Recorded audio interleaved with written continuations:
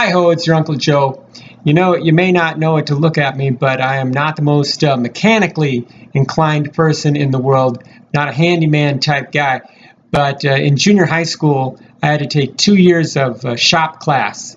Now, this was back when schools were built like medieval castles, you know, and the shop room in our junior high could be accessed by descending this dark, creepy stairway into the basement.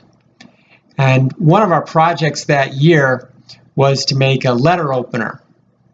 Now, what we did was we would get these like half-inch thick sheets of plastic, and it had this peelable label on it. And what you were supposed to do was trace a little sword shape onto the paper and then cut that out using a bandsaw.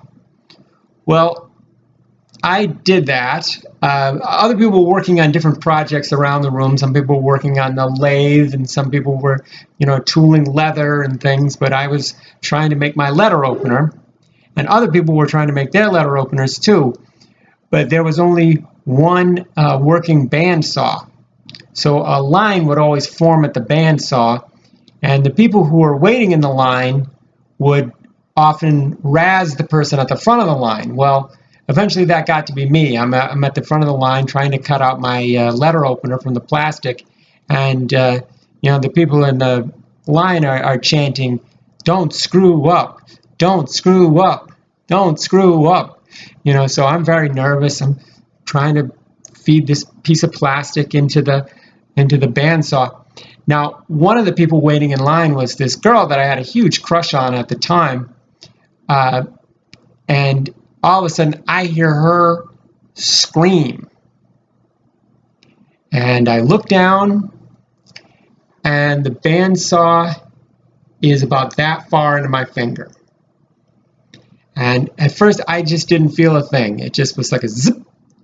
And then I look down, and my finger is cut in two. So I'm holding my finger together, and then I have to get the attention of the shop teacher.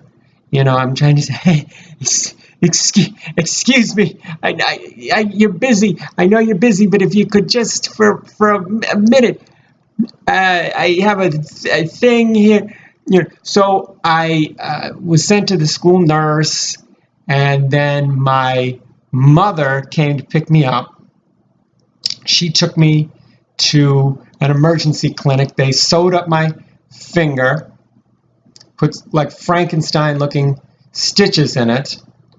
And as you can see, this was years ago, and there's not really even a scar there anymore on my finger. It's fine. I don't feel anything bad in it. There's no pain in it. But the next day, I went back to school, and a kid ran up to me and said, "Did you hear? Somebody got their finger cut off in shop class yesterday." So anyway, that's my shop class story. I will check you out tomorrow. Bye.